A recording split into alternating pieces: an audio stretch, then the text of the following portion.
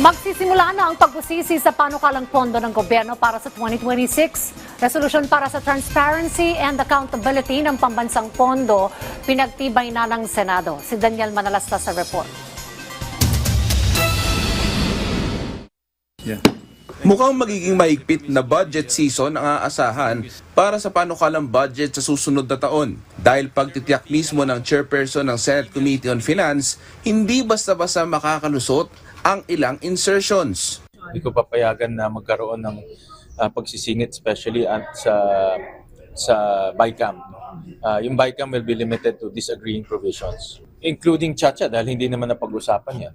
So hindi natin napag-usapan in any hearing or in any fora. So basta as a principle, regardless kahit anong budget yan, whether Chacha, People's Initiative, AKAP, as long as walang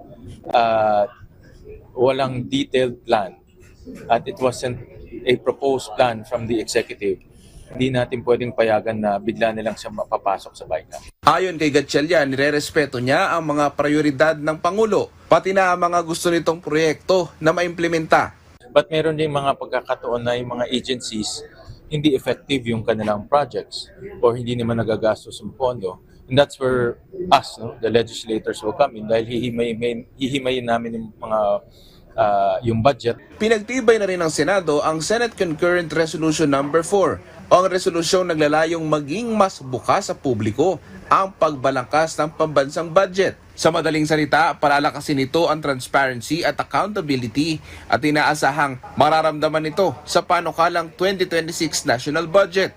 Base sa resolusyon, sisiguraduhin na lahat ng deliberasyon ng budget, pati na ang Bicameral Conference Committee, ay magiging bukas para mapanood ng publiko ng naka-livestream. To upload the matrix, it will be transparent to the public. When any of our colleagues will seek clarification on particular insertions or realignments or amendments, then the chairman of the Finance Committee will divulge the identity or identities of the proponents of the amendments. The chairman of the Committee of Finance can elaborate and also reveal the history of those changes. Naisumiti na rin sa Senado ang kopya ng 2026 National Expenditure Program. Daniel Manalastas para sa Pambansang TV sa Bagong Pilipinas.